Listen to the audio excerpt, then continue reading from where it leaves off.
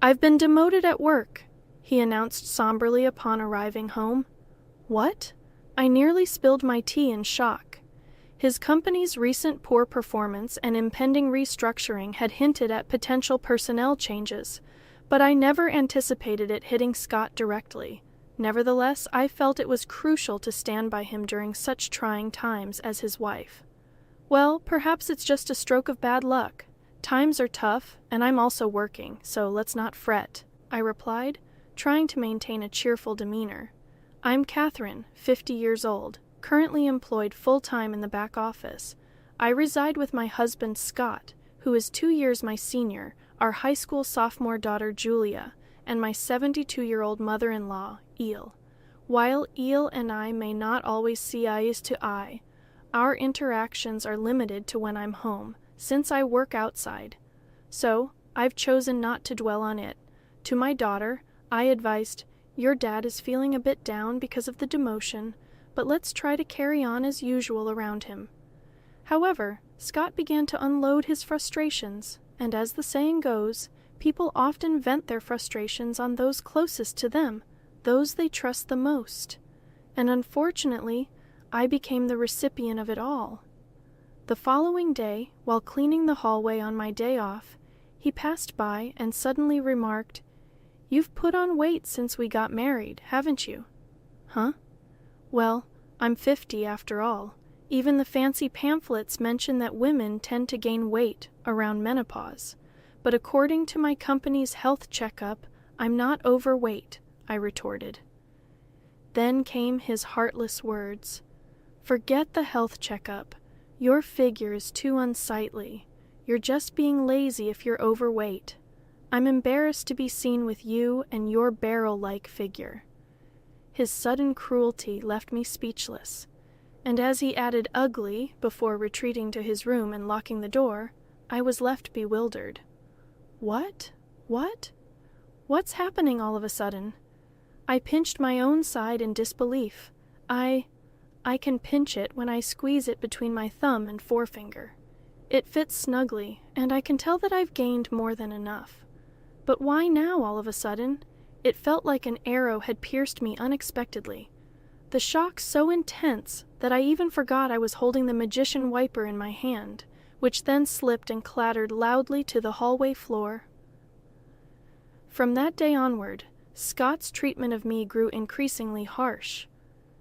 To exacerbate matters, my mother-in-law seemed to have overheard the argument from that weekend and decided to intervene. Then tensions escalated further as I ascended the stairs with a basket of laundry intending to hang the clothes. My mother-in-law awaited me, not at the bottom, but at the top of the stairs.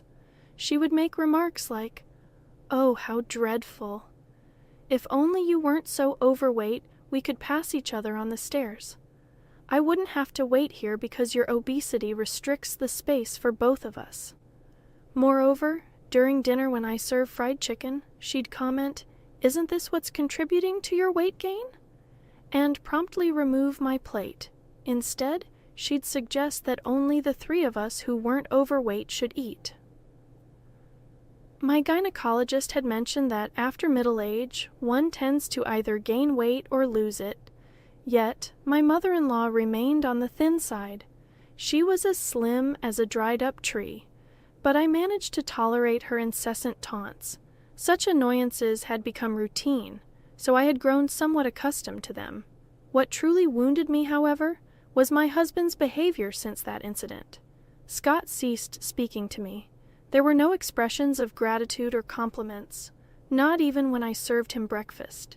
He simply ate in silence and then left the table. He would enter and exit the bathroom without uttering a word. Though we still shared the bedroom, he would merely turn his back to me and immerse himself in his smartphone. I couldn't bear being treated as though I were invisible. One night, summoning my courage in the bedroom, I asked, "Is there a reason you're ignoring me?" His response was cold. "Not really, but I prefer not to engage with anyone other than humans." He continued, "I don't want to be associated with a family member who is this overweight. If you truly care about me, you'll shed some pounds." His words left me disheartened. But it's inevitable with age. You understand that, don't you? Even though I walk 1.2 miles for my commute, I'm doing my best in my own way. Despite my efforts to combat the weight gain that often comes with aging, he coldly turned his back, dismissing my struggles. If you're not seeing results, then it's as if you're not trying at all. Don't speak to me anymore. And with that, he truly stopped acknowledging my presence. Meanwhile, my mother-in-law persisted in taunting me about my weight. Whenever meat, fruits, or rice were served, she questioned, "Are you permitted to eat that?" Eventually, I found myself restricted to salads and boiled vegetables. Scott remained silent throughout, merely moving his chopsticks without a word. It seemed my marriage was nearing its end. During my spare moments, I began packing my belongings. If this was the treatment I would receive from Scott, perhaps it was best to disappear altogether. When I confided in my daughter, saying, "I'm considering moving back to my parents' house," she sympathized. "I understand. I witnessed Grandma and Dad always picking on you during meals. It's painful to watch. I'll come with you, Mom. We can stay with your parents, and I can still attend high school from there. And now, tomorrow marks the beginning of the demotion I've been anticipating right after the winter break." Scott approached with a smile, suggesting, "Let's all have a drink just this once. Tomorrow, life without subordinates begins for him."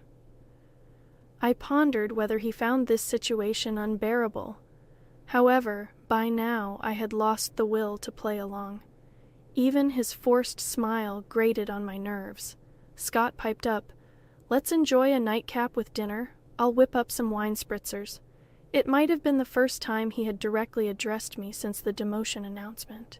He continued, "Julia can have juice, and I'll fix you a wine spritz or two, Catherine." He then placed the prepared drinks at 3 spots on the table. Odd. Why the sudden change?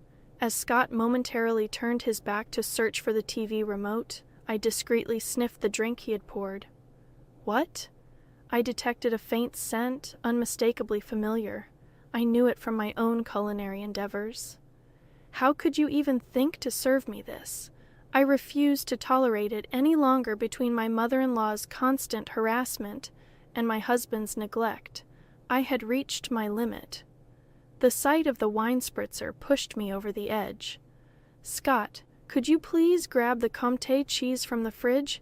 It's from the local dairy farm, and it's absolutely delicious. I'm grateful for this family time. Would you mind fetching it?" I requested, hoping he would contribute at least this much to our moment of togetherness. As Scott made his way to the fridge, I took the opportunity to swap my drink with the one on a seat to my right. It was E.O.'s seat.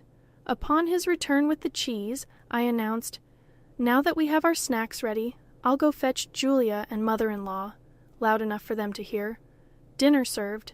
The two of them joined us in the dining room and took their seats, creating an appearance of a typical family dinner, except I didn't have any meatloaf or cornbread salad. Instead, we had stewed chicken soup, com cheese, and wine spritzers. Julia opted for juice. "Let's dig in." Julia broke the silence while Scott and my mother-in-law remained silent. I took a sip of the wine spritzer Scott had prepared, noticing him watching me closely with a smile. "Yeah, it's quite good, huh?" Scott muttered something under his breath, but I chose to ignore him. Instead, I focused on my salad before taking another sip of the wine spritzer. Suddenly, a stream of red liquid shot out from my mother-in-law's mouth, resembling Godzilla's fiery breath. "Wait, Grandma, what happened?" my daughter exclaimed, rising from her seat in surprise. Some of the liquid splattered onto her salad. "Did you choke? Are you okay?" Julia quickly fetched a towel and returned it, offering it to my mother-in-law, who wiped her mouth. However, her reaction was one of disbelief. "What? What is this, Grandma?" "Your mouth. It looks like spicy cob," my daughter observed, growing increasingly concerned. "Hey, you! He put it in my drink!" my mother-in-law shrieked, attempting to grab me, but I coldly brushed her hand away. "It wasn't me. Scott made it. I stated firmly. This dismissal, coupled with the revelation of Scott's involvement, seemed to stun her. "What?" my mother-in-law screamed, her lips still stained with sauce, before turning to glare at Scott, who was visibly trembling. Leaning towards him, I exerted some pressure by resting my hand on the table. "You thought you could sneak it into the wine spritzer, didn't you? I could detect it slightly because I've encountered it before. That was a dash of hell, wasn't it?" I confronted him sternly. "A drop of hell. I picked it up at the food fair in Alabama. It might not be as renowned as Death Saucy, but with its subtle lime undertones, I found it more appealing for its homely flavor," I explained. That hint of lime was what I detected, indicating he had added a significant amount to the drink. My mother-in-law likely didn't notice due to the wine spritzer aroma, or perhaps she mistook the lime scent for part of the drink's flavor. Regardless, this was an exceptionally malicious prank, incredibly vicious. "Wait, Dad, did you do that?" Julia's expression was one of disbelief. I actually intended for Catherine to have it," Scott admitted. "You should switch it with yours. Even if my mother-in-law is foaming at the mouth, it's out of line. Just because she realized it was meant for me, she wants to pass it off to me. I'm not touching that dangerous concoction," I asserted in a hushed tone, maintaining pressure on Scott. And then I confronted him.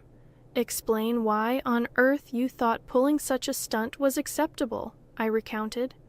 "You were putting on weight, and spicy food can boost metabolism, so I figured I'd give it a try," Scott reasoned. Pathetic.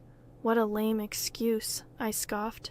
Did he truly believe such an explanation would suffice? It was utterly embarrassing. Under pressure, my husband hesitated, shifting his chair back slightly. "I'm not crazy. This is a legitimate reason to support your diet. Here. Swap your cup with mine and have a taste. I made it for you," he urged, closing in. I saw him retreat. "What are you implying? As the one who prepared it, you should be the one to sample it. Come on, taste it. As the one who brewed it, take some responsibility," I asserted, slamming the table.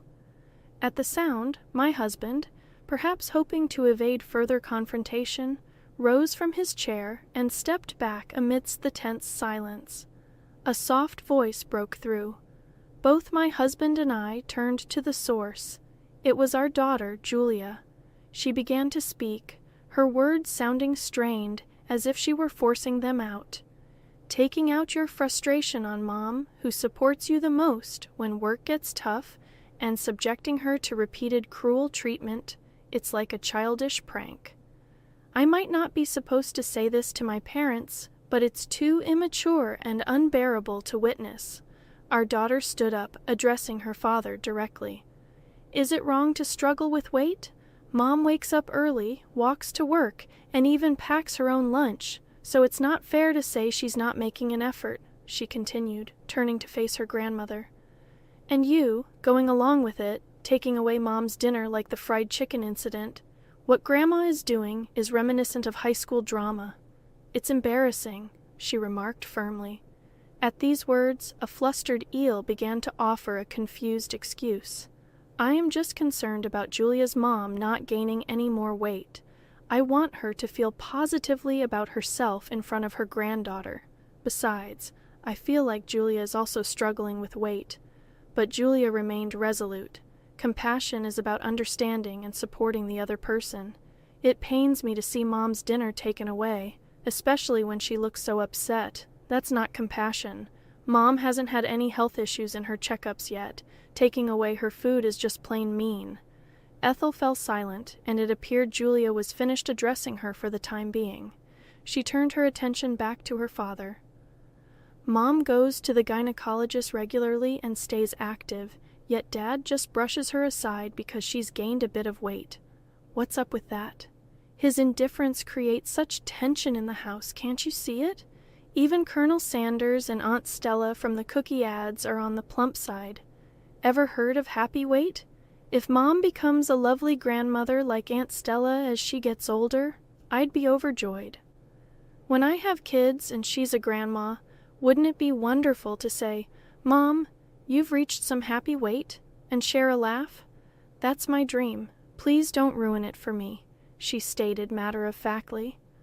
Her gaze, despite their blunt delivery, her words warmed my heart like hot milk with cookies. It was pitiful to witness a father admonished by his own daughter. And one more thing, she addressed her father directly. If you're going to disregard someone because of weight gain from a ging, remember, with your receding hairline, you could easily be overlooked yourself. The tension in the room was palpably. Her sharp words left a chill in the air, making the living room feel as cold as ice. It seemed she had said all she needed to. Afterward, she turned to me. That's enough, Mom. It's time to let it go. It'll be better for you. Her words caught me off guard. Let it go? Yes, I should let it go. As I mentioned earlier, my dream is to see you hold my child, saying, "You've gained some happy weight," and sharing a laugh. For my sake, I want you to be happy, because that's part of my dream. So please let it go, be happy, and fulfill my dream. Her words filled my heart with warmth.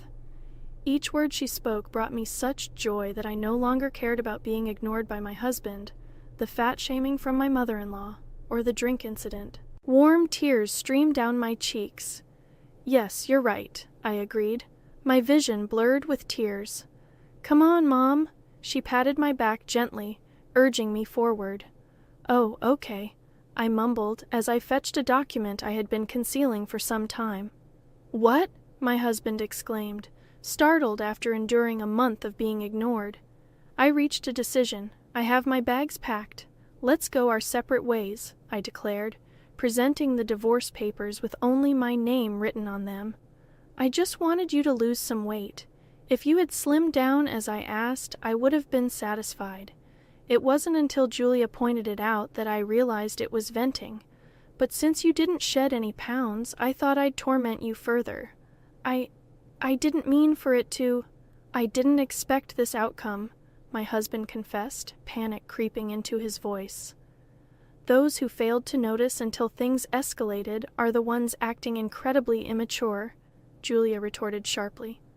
Living without her beloved granddaughter is no laughing matter for my mother-in-law, Ethel interjected softly, her voice as gentle as stroking a cat. Julia, dear, you wouldn't want to keep living with us, your grandmothers? Julia shut down Ethel's plea with a firm refusal. I decline.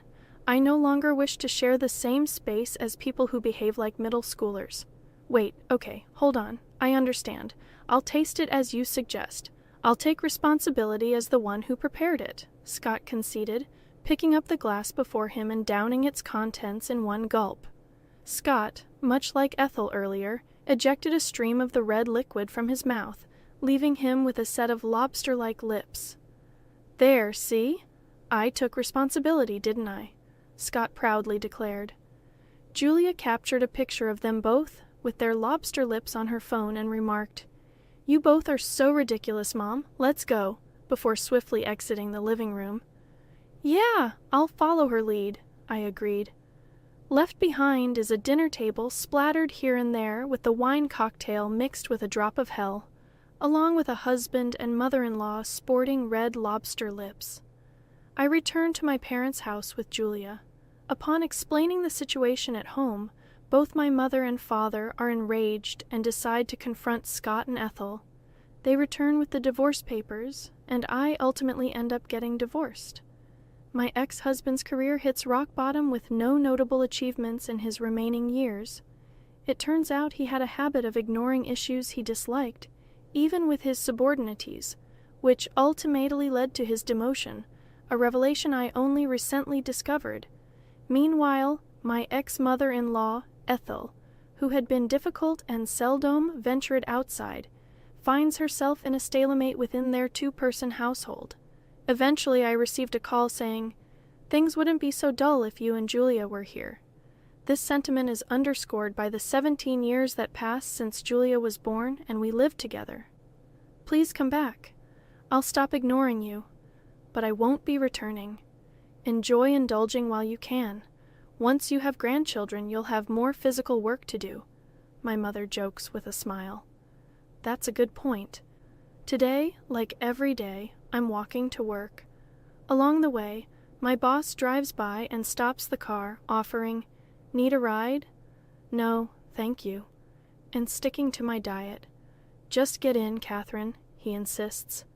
"I found a new boyfriend," I announce proudly. Both of us have experienced divorce, which has strengthened our bond and mutual understanding. Dee is great and all, but being late would pose a problem, he mentions as he drives. "I've never been late before," I retort, puffing up my cheeks defensively. He glances at me and gently pokes my puffed-up cheek with his finger. "Give me the time you save by riding in a car today for our conversation," he says with a playful smile, ever the chatty boyfriend.